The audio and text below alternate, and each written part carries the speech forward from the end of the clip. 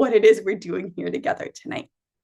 So we're having an artist spotlight talk. We have an author spotlight series that we tweak to make sense depending on who we're talking to and interviewing. Tonight we have Jessica Huang, and she wrote Mother of Exiles. And I have a longer bio that I would love to share, so that I make sure that I get all of her accolades and accomplishments in here. Jessica is a playwright and librettist whose award-winning work includes The Paper Dreams of Harry Chin, Blended Harmony, The Kim Lu Sisters, Song of the North Woods, and 10 Things I Hate About You, the musical. For Mother of Exiles, she has earned many distinctions, including the highly competitive Venturous Playwright Fellowship.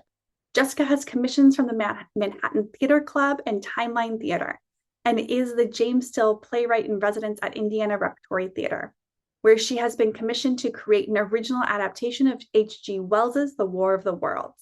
She's a graduate of Juilliard's playwriting program, and we are so thrilled to have her here with us tonight. I'm going to delve in a little bit into the history of Angel Island, and then I'll bring her on and we'll have a conversation about herself, this work specifically, and her place in the artistic world at this time that we're in right now.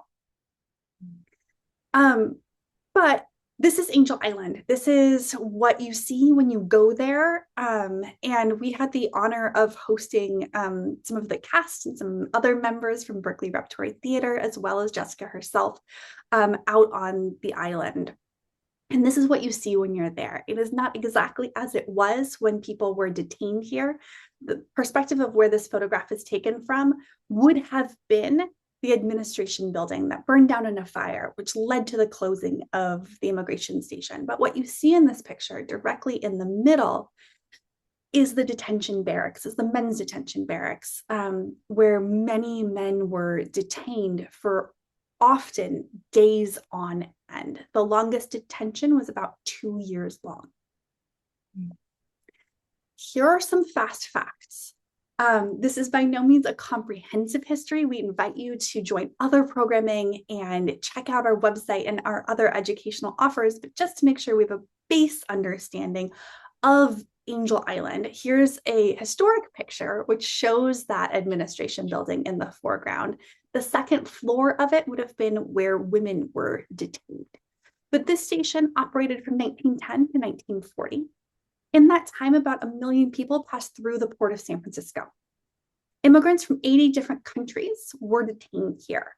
So this Angel Island is often thought about as a particularly Asian experience, and that's an important lens. Asian populations experienced Angel Island in a very different way due to racism and racist laws than others, but it was an expansive group of people who do have a touchstone here on an experience of coming through Angel Island. And we can look at that in the numbers, right? If we think about 300,000 people were detained, and then we look at how that breaks down. Chinese was the largest group of people, about 100,000, followed by Japanese at 85,000, South Asians at 8,000, Russians and Jews at 8,000, Koreans at 1,000, Filipinos at 1,000, Mexicans at 400, and then other European countries largely trailing off after that. We believe that about 60% of all arrivals were held at the immigration station for at least 3 days. But because of the Chinese Exclusion Act, Chinese immigrants were often detained much longer. And some of these laws are the Chinese Exclusion Act, which was passed in 1882, which was one of the reasons why Angel Island as an immigration station was built and constructed in order for the federal government to be able to enforce this Chinese Exclusion Act, which basically said that most Chinese people should not be allowed to enter the United States. They weren't considered worthy or welcome. There were loopholes here, and we can see this talked about in this political cartoon, the Chinese wall around the United States, that there was access, and then that access goes away with that ladder being thrown down. The ladder says emigration.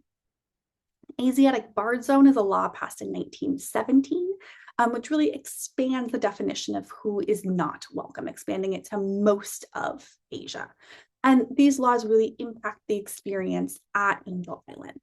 So this image on the left, you can see people arriving at Angel Island, coming off their steamship onto a smaller ferry boat, and then walking up to the administration building. The image on the right shows the men's barracks. These bunks are 3 high, 2 across. It's very crowded, and people are spending long periods of time here. And there's poetry carved on the walls, and people talk about the experience being jail-like and humiliating and awful, and yet also finding moments of hope and resilience and levity. And I'm sharing all of this because so much of that experience, so much of that humanity comes through this play. And so whether you've seen it already, I haven't yet seen it, but I will be seeing it later this month on December 11th. And I will be doing a talk back at the end of it then. But we invite you all to be part of it. And with that, I'm going to open this up for a conversation between myself and Jessica. And Jessica, just to start us off, I wanted to start by giving you the opportunity to just introduce yourself. What is it that you want people to know about you as a human and artist in the world? Oh, that's well, I guess I'm happy to be here. I want you to know that. And uh um yeah, I I'm happy to be here. I'm happy to be in California right now. Normally I live in New York City, and I'm here because of this play and also because my husband is performing in the play. He plays Modesto in the first movement and Braulio in the second and third movement. And so this experience is one that's been so fulfilling artistically, but also um, in this like incredible collaboration that I get to have with my husband, one of my favorite collaborators on the planet. So I guess that's what I want you to know is that I feel very grateful and very lucky right now to be here and to still be here because of him. Amazing. Um, and for those who are maybe not aware of what the story of this play is, without giving the whole thing away, what is our elevator pitch of the show, of what it's about, to bring people, to whet people's appetite to go and see it? Yeah, Mother of Exiles essentially is a play about the history and future of American immigration, told through the lens of one family over 160 years.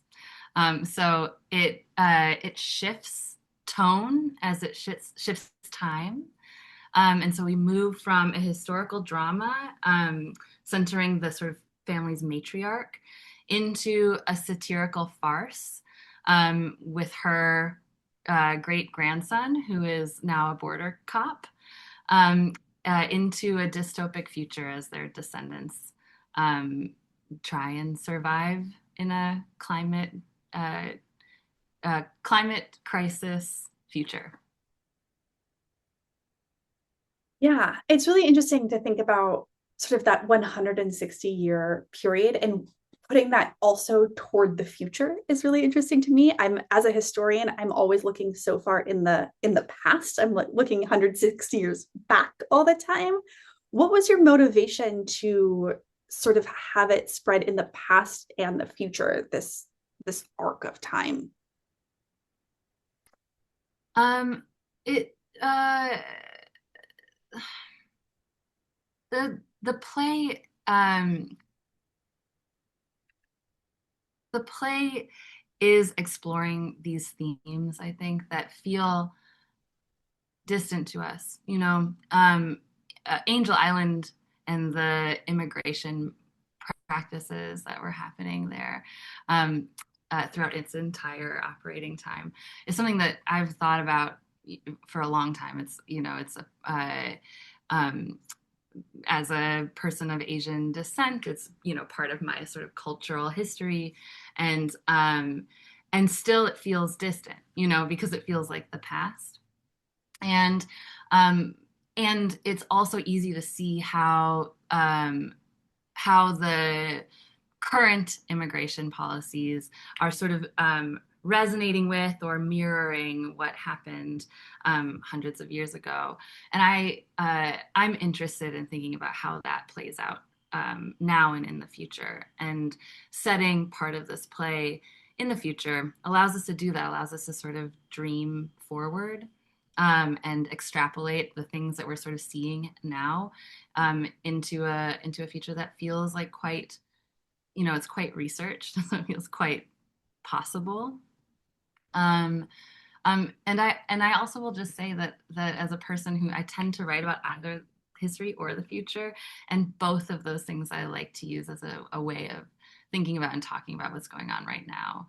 I think it's an interesting sort of act of the imagination to be able to sort of bounce the way we're thinking, either backward or forward, and see how we got there, where we come from.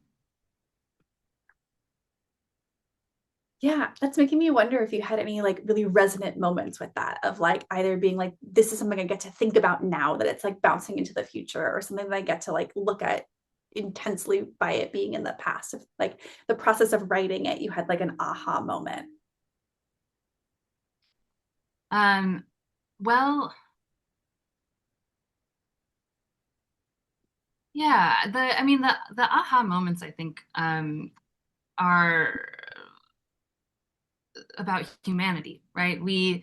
Um, we see we see these folks who are sort of struggling and fighting to survive, fighting for their own survival, fighting for the survival of their families, and and the thing that I'm interested in as a writer is just like how we as humans exist in like these moments of extreme, I guess, in these extreme moments, right?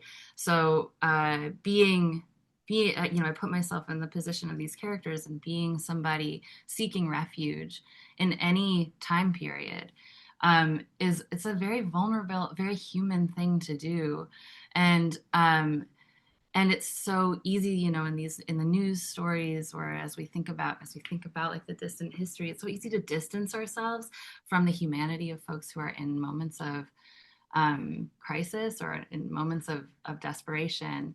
Um, and that's one of those things that I think unifies all three parts of the play, is that the folks who are immigrating are incredibly human and defiant and wise and strategic and and still vulnerable and still in need of connection with other humans. And that feels like the kind of work that I want to make. In looking for connection, I really connect with that. When I study the past, I'm always looking for these moments that I can see myself, or things that I have experienced in these real people of different time periods. And so it's interesting to see that between sort of fact and art, which I know is something you and I have talked about when you were looking at researching this play and putting it in time and place.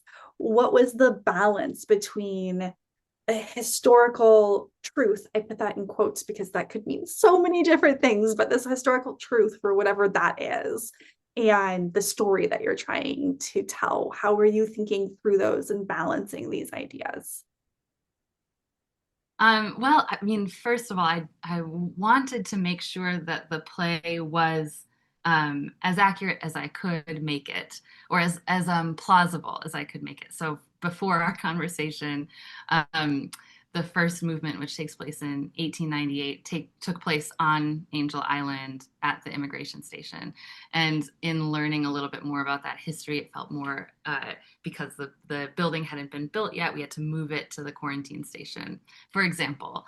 So the research that I do is really about that. It's just making sure that that anything that happens in the play is plausible.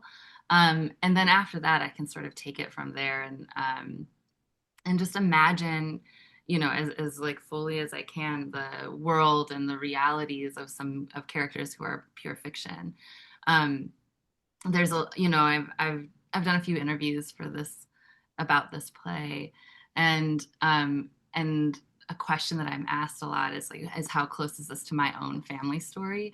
And the answer is that it's not at all. It's a work of it's a pure work of fiction, but um, uh, but I do want these fictional characters to feel like people that could really live or will in the future really live. And that, that's where sort of research and imagination go hand in hand. I like that you brought up your own story because one of the questions that I have on my list for you is what is your relationship with immigration? So I know there's this artistic part, this play is part of your relationship, but what is it more broadly? Yeah, I mean, I'm a second generation immigrant, I guess, or my grandfather immigrated from Shanghai, um, and my on my dad's side and on my mom's side, I believe my great grandparents immigrated from the Ukraine, and I also and in my family there have been folks who have immigrated or emigrated in every generation. Currently, my brother is in the process of immigrating to Berlin to be with the person he loves, for my family. All of that seems to be quite fueled by love and by loving people who are different and come from different backgrounds than we do, and so that seems to have been fueling a lot of the migration that happens in my family. So I would say that my connection to immigration is one of love, and the stories of the folks in my family who have had to go through the process of immigration. Those are, in some ways the most American stories that I know. Thinking about my grandfather, for example, who immigrated when he was 13 and started out pumping gas, and then worked his way up in the shell company, and then became had like a very middle class life, and I think that promise is like that's the promise of America, and when I think about what America looks like, I think America looks like my grandfather, and I think I'm rambling, but that's my connection to immigration, I suppose, is thinking about those sort of stories um, of triumph in my family. I really love that for a lot of reasons. One is I think often narratives, whether that be at school or in the media or in all sorts of different places, narratives of immigration are around such hardship. And that's not to discount hardship. And hardship is absolutely part of the story of migration, but also finding beauty in stories of migration and centering it around love, and that American stories are stories of movement and immigration, I think um, is also really powerful. Where are these specific places that we can consider like American stories, and thinking about Angel Island as a place that's holding American stories, because so many people would look at that and say that holds Chinese stories, that holds X groups stories. I'm really reflecting on that. And I guess I'm interested sort of twofold, and you can tell me if this question makes sense to you, about ancestors both in your life and the role of ancestors in the play. And if there's like interchange there, are they like, is there a relationship between there? And what is that relationship? Or if there isn't, that's okay too. Yeah, I mean, this play acknowledges the presence of our ancestors and the connections that we, the living, can have with those who have come before. And I think that's something that I've experienced. I think that's something that a lot of folks have experienced, whether in the way that it takes place in this play, which is, a sort of direct conversation that we have with our ancestors, or in, memories or wisdom passed down. But the the spiritual life of this play is so fundamental to the storytelling. This is a play about the ways that we can connect both across across cultural differences, but also across time as we can connect with those who came before us. And I think, um, uh, your question earlier, why the future? I think another reason why the future is because I believe that history is cyclical, and so the lessons that we can learn from the experiences of our ancestors really can apply to us now and in the future. And in the future, we become the ancestors that can then pass our wisdom forward. But I do, my fundamental belief is that humans are going to be humans, and they're going to be tribal, and they're going to be exclusionary now and in the future. And depending on what side of that sort of divide you find yourself, you may learn from your ancestors about how to survive and how to find a way through and provide a better life for your family, or you may learn about how to have compassion and hold a hand out, and maybe now is the moment where you are charged with the responsibility of welcoming and defying sort of the policies or the the comfortable practices that are being handed down. That's yeah.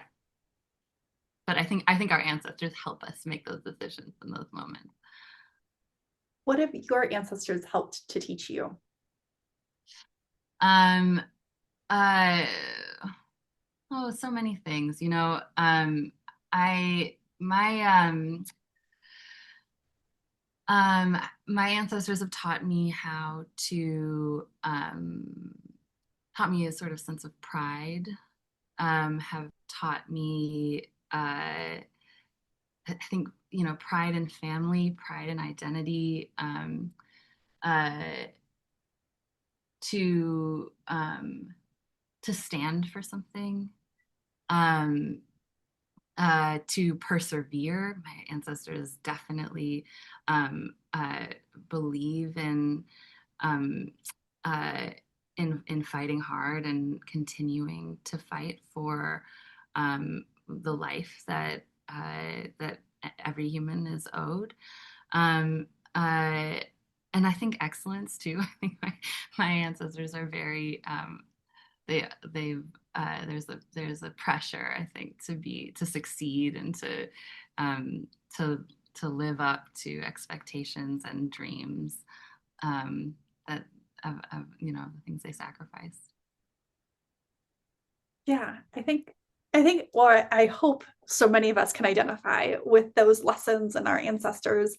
And it's making me think too about what were the direct lessons our ancestors gave us, like sat us down and were like, here's a lesson for you. And what is it that you're looking at their lives and then thinking, oh, I'm not going to do things that way, or I'm going to take that lesson and do something differently, which I see a lot in parts of my family story of wanting to change the practice and the narrative. Yeah, I think that's storytelling, right? Too, it can be those two things can be the same, and I think that's the power of stories, is that um it's like the greatest tool we have for communication is the story of what we've done right or done wrong, or what we would do differently. um yeah, that's How did you come to that belief? about the power of story. Mhm. Oh, I mean, I don't know. I can't remember a time where I didn't love stories. It's like it's sort of the I don't know. I was a big reader growing up. My dad read to me every night before bed, and then I became sort of a voracious reader, and I still am. It's my like hobby of choice, and um, and uh, and I also I was a journalist before I was a playwright. I went to school for journalism, and I think that what I learned and practiced in my brief time as a journalist was about storytelling. Was it's one thing to sort of collect the facts of some moment or some occurrence, but shaping it into a story is the way that um, it can be remembered, and that it can travel further, and more powerfully than just, data. Yeah. That sort of thinking about storytelling and data and all of this putting together. I spoke with my director earlier today who has seen the play. And I asked him what I should ask you. And he wanted to know about the role that humor plays in your play. He's like, there are moments that are really funny in a play that is dealing with really dark, heavy topics. And so thinking about that interplay of darkness and humor. Yeah, I mean, the there's there are humorous moments throughout, I think, because I think we all use, or I use humor, I think sometimes as a way to defy the powers that try and keep me so serious. I think that humor is a really powerful tool to fight oppression, and like holding on to our lightness and holding on to um, our sense of joy and play is, I think, an act of defiance, and it resists oppression. So that's one thing I think about humor. And there's a particular part of the play, which is the second part of the play, that is it begins in sort of a very different tone than the first part. The first part is sort of this historical drama, and then we move into something a little bit more modern. The language becomes more modern, and as the second movement sort of continues, it sort of shifts into, I hope this doesn't spoil the experience for too many people, but it sort of shifts into a satirical kind of farce, and um, and that uh, felt very appropriate to me because that is the part of the play that's really dealing with the wet foot, dry foot period of Cuban immigration to the U.S. And by all accounts, that was a farce. I mean, the rules were so arbitrary. When somebody was allowed to immigrate and when they were not, had to do specifically with where they were caught. And there are accounts of people, if basically it's like the name says, if you were picked up in the water, you're sent back to Cuba. If you make it to land, then you get to stay in the U.S. And there are accounts of people holding hands on the beach to prevent the border cops from reaching the swimmers as they're swimming all the way to shore. And that sort of, on one hand, that's so serious, right? I mean, these are the lives of people who are trying to, again, trying to make it and trying to survive. And it's also so outrageous that is how somebody's survival is determined. So it felt like the only sort of tonal option to discuss that period in history, especially if our sort of protagonist in that section is a border cop that is questioning his purpose and whether or not he should be, what side of that, like, that chain of humans he should be on.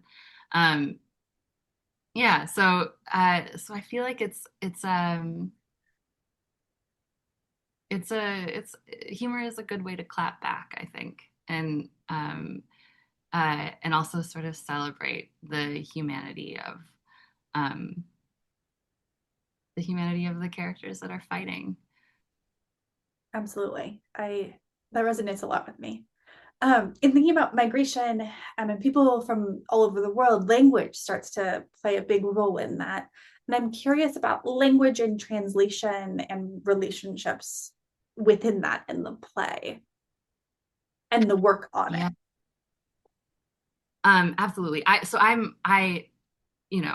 imagine many writers feel this way, but I'm fascinated with language, love language, um, love learning new languages.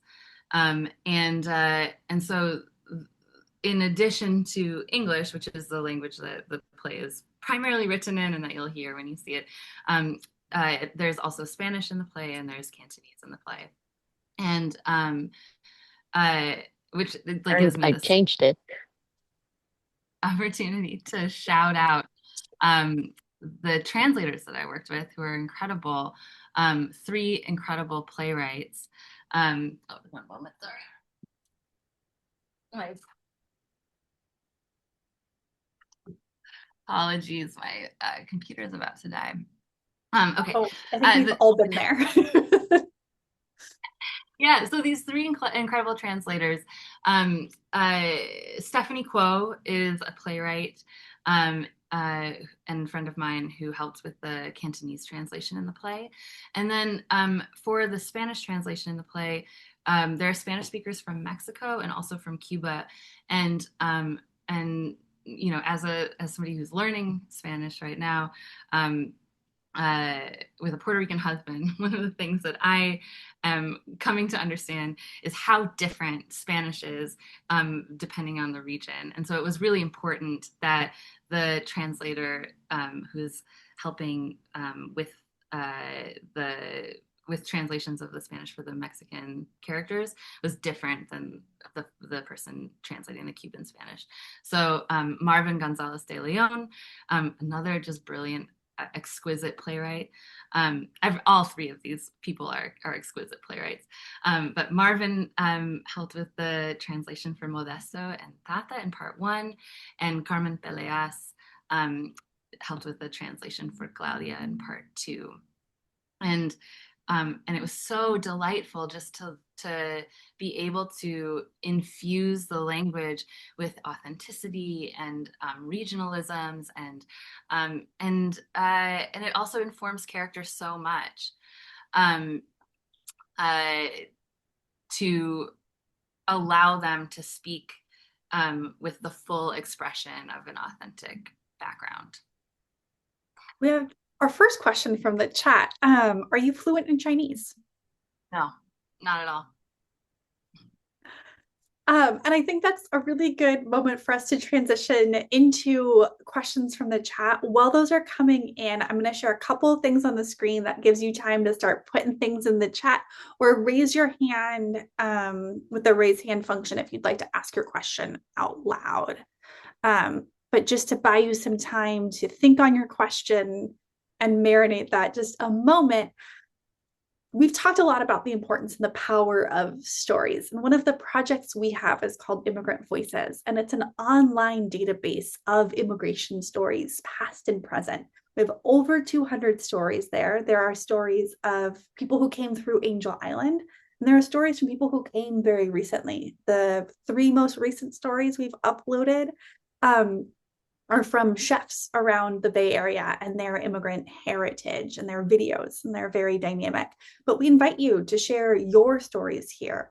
If you go to your story, you'll see prompts that come up on the screen that will help you craft your story. So even if you don't know exactly what you want to say, just go there, start reading other stories, and look at these prompts and know that all of us have a place in the narrative of American history. And before anybody drops off, because I know sometimes people don't stay around for the Q&A, we want to thank you for being here. And we hope that you stay connected with us, whether that's by signing up for our newsletter, which you can do by scanning that QR code, or following us on social media. We are AIISF ORG across platforms, including LinkedIn. And if you're able to donate any money, we would greatly appreciate it. This year has been particularly difficult. We started the year off by losing federal funding. And so we are working extra hard to try to make up for it, to be able to continue to allow to have programming like this. But also we invite you to buy tickets to this play and go see it. And if you go see it on December 11th, come say hi to me. I'd love to meet you in person too. So I'm going to stop sharing this. I'll put it back on the screen at the very end if anybody still needs it. But I think we're getting some questions maybe coming into the chat. No, that's all Gabe, just giving you very good links. That's okay. Oh, did somebody unmute for a question?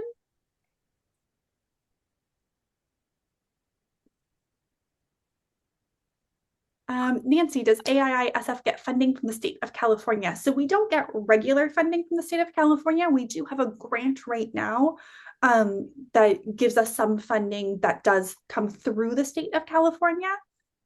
Angel Island State Park is funded by California. We give them money. They don't give us money, is the easiest way to think of that balance. But don't worry, Angel Island as a California state park will continue to exist. And actually, that reminds me, Jessica, I wanted to ask you about your experience visiting the immigration station and sort of what that was like for you. It was amazing. It's uh Angel Island, I think I said this before, but it's a place that the place that has sort of captured my imagination for a long time. And I have another play, The Paper Dreams of Harry Chin, that also, it's about an Chinese immigrant during the exclusion era, and uh, researching Angel Island for that project as well as for this project, I found to be so powerful. So then the opportunity to go and be there, and specifically just see the poetry on the walls. It was just one of the most powerful experiences I've had. It was so amazing and so moving, and the site is so beautiful and so well cared for, and seeing that one of our actors put it that the the record of the folks who are detained is sort of an act of vandalism and an act of art, and that's how we know who they are and what they were going through. It just, that feels so powerful, and I feel like I said, none of my direct ancestors came through Angel Island, but I feel so connected to sort of the ethos of Asian uh, Asian immigrants and folks who have communicated their defiance through art. I feel very privileged to be inside of a lineage that includes the poets on Angel Island. So yeah, it was just a really powerful experience, so moving, and so yeah, so spiritual, so beautiful, and I'm so grateful to you guys for setting that up for us and taking such great care of us as we were there. I know everyone in the cast felt the same way. It was really special. We so appreciated having you there.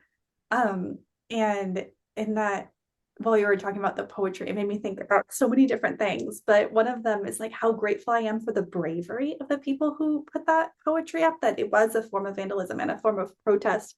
But you also had to like really work up the gumption to do that. Because if you got caught doing that, that was no good for you. But it is really one of the only ways we have some of these accounts and voices and moments of resistance. And I think looking at Angel Island through the history of resistance is so important to give agency and humanity back to people who were robbed of many, many, many moments of that. We do have a question. Sandra says it's deeply moving to visit Angel Island Immigration Station. My question: the immigration station opened in 1910 after the 1906 earthquake. I'm curious why Jessica set the first section of the play before 1900. Oh, that's a good question.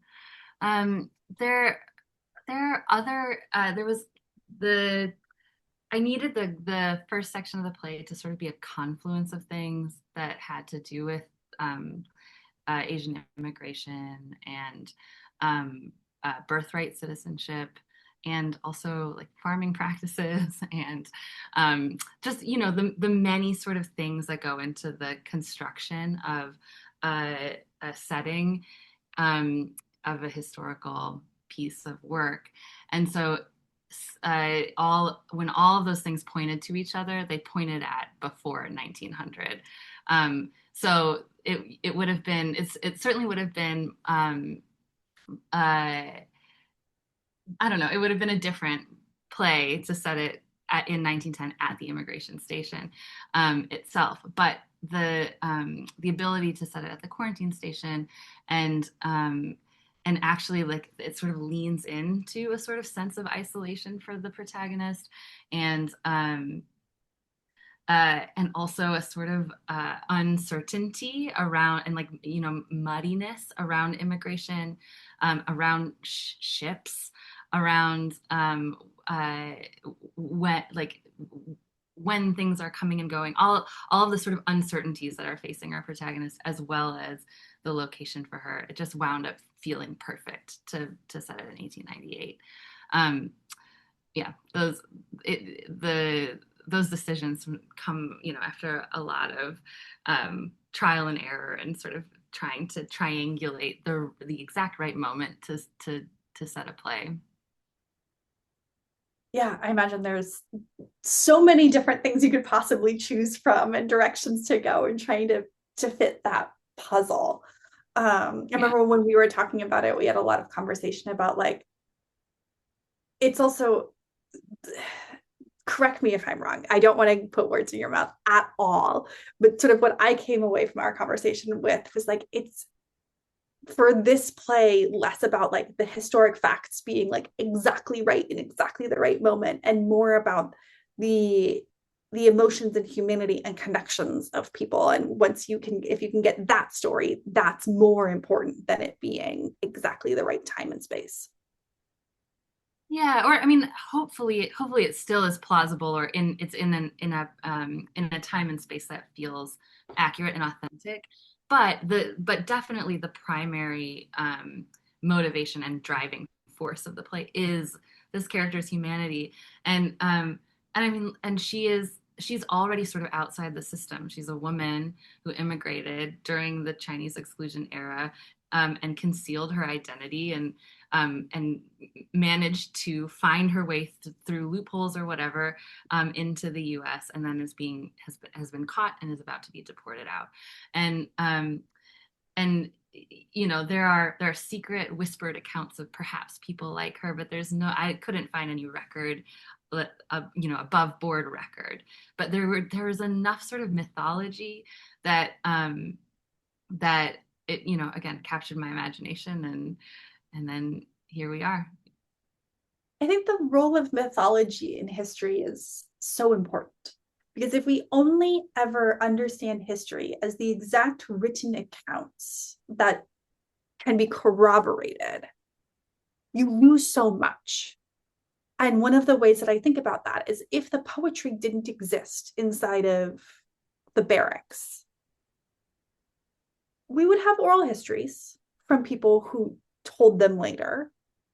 We would have the paperwork accounts, right? We would have these like pages long of things written from the perspective of the state, like capital S. But you lose the stories that people tell, the gossip, the mythology. That it's like, yes, people might not be telling each other the exact truth, like exactly what they experienced or exactly what they told, but they're capturing a feeling, they're capturing an emotion, they're capturing like the untangible from the record. And I personally think that's so beautiful and important and so hard to find as a historian. But I think you need the art for that. You need artists to come in and work together. that's what I was just going to say, is that that can be the role of art then, is that, you can, the historical record can take us so far, and then we artists get to take it and play with it, and hopefully conjure something to life that's representative and emotionally resonant with this history, and also is hopefully a good time. You sit and watch a play for 90 minutes and feel some feelings and enjoy yourself, and also maybe walk away with some edification. Yeah. I will keep asking Jessica questions, but if other people have questions that they want to share or ask, the chat's a great place. Again, you're welcome to unmute yourself and ask your question too. This absolutely is designed to be sort of a more communal experience during this part. But I guess I'll ask, like, what is something else you want people to know, whether it's about the show or about you, or something that like you haven't gotten to talk about tonight that you just like, you want this audience to know? Yeah, I mean, I hope all of you have seen the show or will see the show. Um, and one of the things that I want to lift up, I guess, yeah, I want to lift up some of the performances that you'll see. The show is, as I've been sort of describing, pretty formally inventive. And in fact, it won an award called the Venturous Theater, or the Venturous Playwright Fellowship. So it received a bunch of support from this funding organization called Venturous. And that's because of how sort of formally inventive and political the play is. And by political, I think it just means that it acknowledges the existence of folks who immigrate, whether legally or illegally, to the U.S. And that's really it. But it's sort of been supported because of how experimental it is. And part of what that means is that these performers we have 6 performers playing 15 roles that are listed, and all of them are doing magic tricks of playing, in the first movement, a sort of a very like historically dramatic role, and then they switch into being able to play farce and be clowns and super physical, and then they switch again into sort of this imagined future, and so watching these performers transform and play against type and play what they're perform the sort of roles that they're typically cast in and perform roles that they're never cast in is just a privilege. So when you go see the play, look out for that and enjoy it, because it's just something really terrific to watch. You don't always get to see actors that virtuosic. I apologize, you're going to hear my dog barking in the background. But Nancy says, are you seeing things you would change or rewrite now that you've seen the play on stage? Yeah, a teacher once told me, or once, said to a class that, you really don't know what a play is until its second production. Like, it takes the first production to like really understand what it is, and then the second production to make all those like last final little adjustments and tweaks. And so of course there are a few things that now that I'm seeing it, and now that I'm seeing it actually like get really deep, since these performers I mentioned have had some time with it and are really like sort of settling into these roles, I see some ways that I could support that a little bit more. Yeah, but also I will say this play has had, I think at this point, 6 years of development, and it's had readings and workshops, like more than 10 of them, in many states across the country. So there are a lot of things that had been tested and tried, and it was really wonderful to see finally sort of come to life in 3 dimensions. So while there's while like for any play there are things that you want to adjust, I'm also just really proud of the show as it's sort of come into existence. Well, I'm very excited to go see it. And Bridget asks, without giving too much away, do you have a favorite line of dialogue in the play? Oh, I there's so many lines that I love, and most of the time it has to do with how they are, how they're being embodied. But there's one line that has sort of resonated. It was one of the earliest lines I wrote, and it seems to really speak to audiences, which is something that an ancestor says.